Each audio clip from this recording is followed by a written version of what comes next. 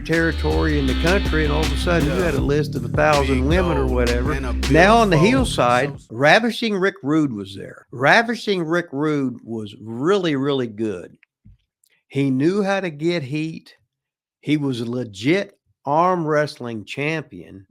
He was stronger than shit, and he had that chip on his shoulders. He had the old Minnesota attitude where, like, the Road Warriors got pulled out of only got the Road Warriors out of Minneapolis, and Rick Rude was a bouncer at that. I think it was called Granny B's or something like that. But Rick Rude was one of the bouncer with the Road Warriors there. So he was a real tough son of a bitch, and he'd fight you for no reason. And that was great as long as it wasn't with me. Now, Ray Fernandez was there.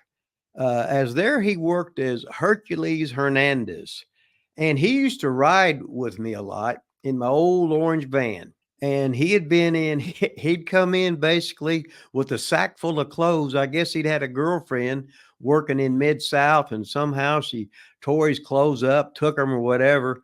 But Ray was nicer than shit. He was jacked. He was good in the ring, and you would just like the guy. He was very personable.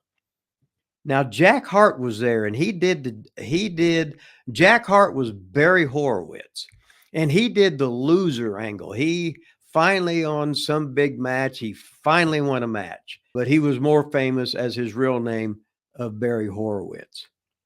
Now the manager who used to ride with me every day in my old orange van was Percy Pringle. Now, Percy was the original, he was Paul Bearer later on, and he was a manager at Undertaker. But I met Percy in Mississippi in 1979, where he was General Percy Pringle, working for Frankie Kane, the great Mephisto in the Mississippi territory. But here he was here as manager Percy Pringle. And he managed, so Kamala would come in and out. So, Jimbo Harris, he was a big star by there. He had been a star in Dallas. He had been a star in Minneapolis, and he had been a star in Tampa. He'd be on Atlanta. He was just a nationwide, worldwide star. And here it was in the late 70s. He used to come over and sleep on my floor in Jackson, Mississippi, when he was Sugar Bear Harris. He was a good guy, and when he was a bad guy, he was Ugly Bear Harris, and then when he was a good guy, he was Sugar Bear Harris. But anyway, and then but Jimbo Harris, that was Kamala. Kamala had a very good run, and he could draw you some money. Now, Dewey Robertson was there. He was there as the missing link. Dewey had worked a lot in Louisiana with me, and then he'd worked over here in Tampa with me too.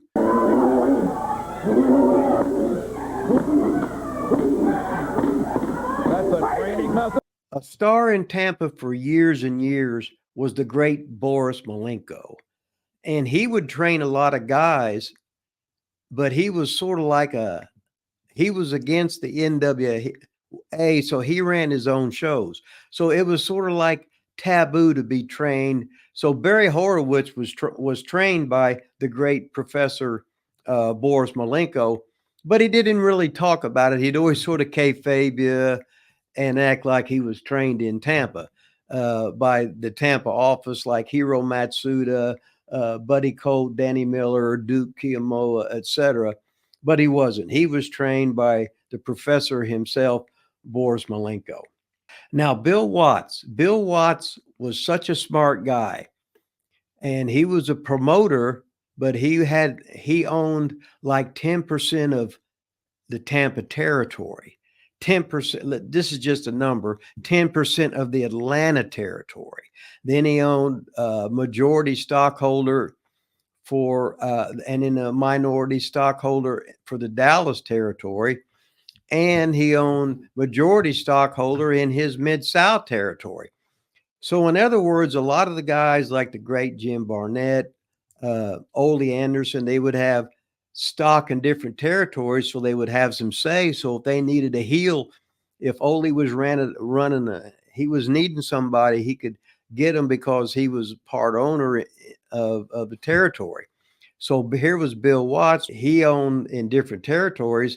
So he always had a lot of say of who was going to be a star, etc. Bill Watts was one of the icons of ownership, in my opinion, at least, in the NWA. Also down there worked at the time when I was there was Jesse Barr. Now, Jesse Barr was a heel. And Jesse Barr, his little brother was Art Barr, who was Beetlejuice in Portland. And his dad was the great Sandy Barr. So Jesse was a good amateur wrestler. Jesse Barr understood the business because he was a second generation wrestler. He'd been around wrestling his whole life. So he didn't get nervous or anything. Also, Bob Roop was there.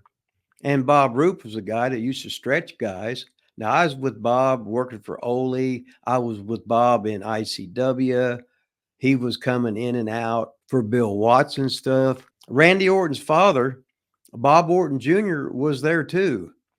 So everybody that had worked for like the Tampa territory, they'd usually work for Fuller's, they'd usually work for Bill Watts, they'd usually work for Fritz Von Erich, maybe Tully Blanchard's dad and the Funks. You could just work down the South down there. A lot of guys like to work the South because the winters were easier.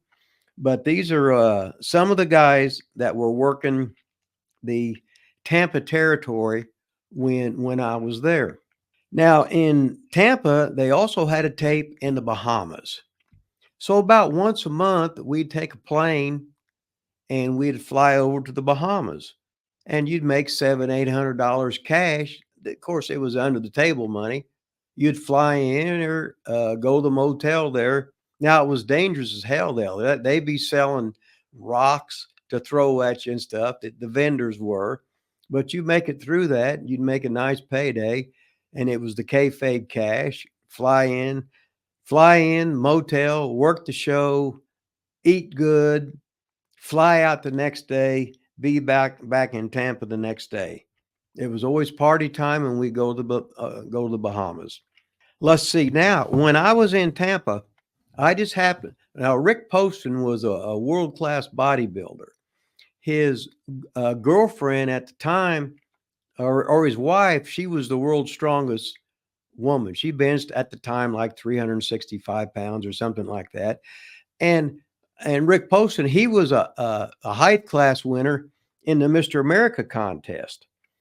And like when Rick Rude worked an arm wrestling thing with Billy Jack, Rick Poston would work the show as like the official, the guy doing the arm wrestling thing. So now when I was wrestling there and I was training in Rick Poston's gym every day, this guy come in.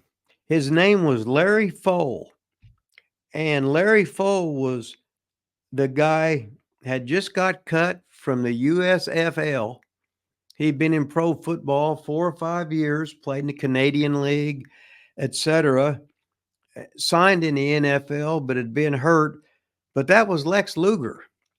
So I'm training in guy's gym there, and Lex Luger comes in. He comes in to me and he goes, "Mr. Rogers." I'm like, "Mr. Rogers?"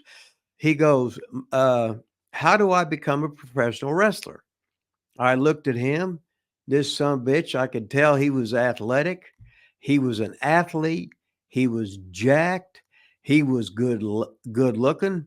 He had been to college in Penn State and somewhere else, but this guy was an intelligent, jacked, legitimate athlete, legitimate pro football player, and he wanted to know how he could become a pro wrestler. So I said, "Larry," which was Lex Luger, said, "You go down to 106 North Albany and you talk to this guy called Hiro Matsuda.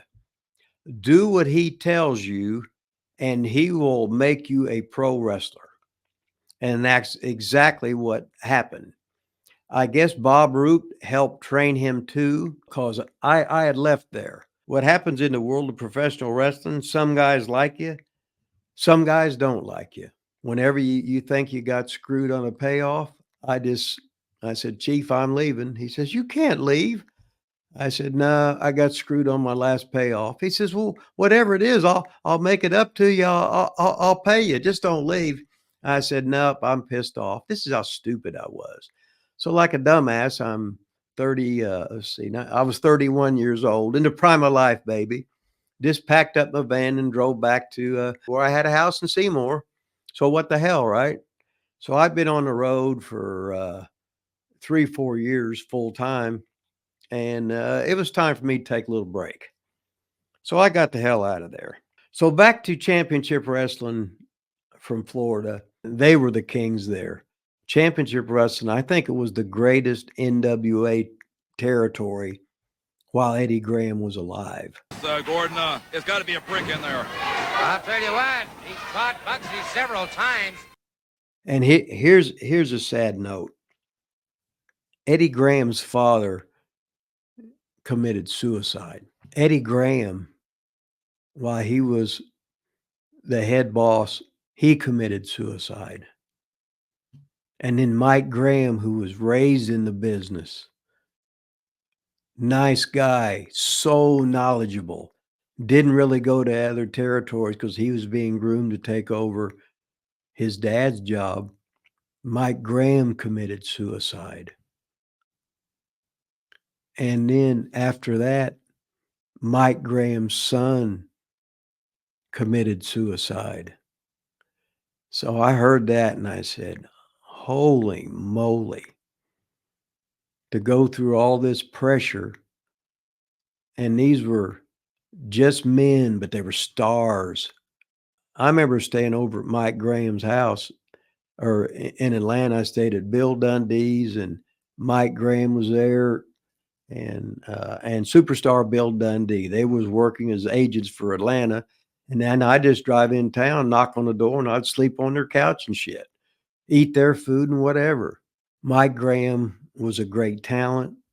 He was a great guy. He was stronger than shit, and you didn't want to mess with him. Wrestling was such a great job. It was like having Christmas every day. You get up, you train hard, you try and eat right, then you get in your car, whatever, you make your trips. Usually have 4 guys in the car, which means you're going to be telling stories, swapping yarns, swapping tales, talking about whose girls was in what town. At the time, everybody had the big journal. So when you go into territory, you just look into Tampa and you'd have all your girls written there on the side and all their phone numbers and everything. So then you had every territory in the country, and all of a sudden you had a list of 1,000 women or whatever that you could always call up, do whatever. Well, hey, I'll be coming in 3 months. I want you to pick me up and find me a place to stay, or I'll stay with you or whatever. So let's just say when you was a pro wrestler, you sort of got spoiled. You was on television, so people would give you the shit, give you stuff, take care of you. The girls would service you. And the funny part about it is usually all the bad guys were really the good guys, and the good guys were usually sort of like assholes. So anyway, that's the story. Some of the stories of 1985 when I was there, living the dream. Watch. I said, watch. Watch this next video that's coming up on your screen. Remember now, watch it. That I can't get the shit closed.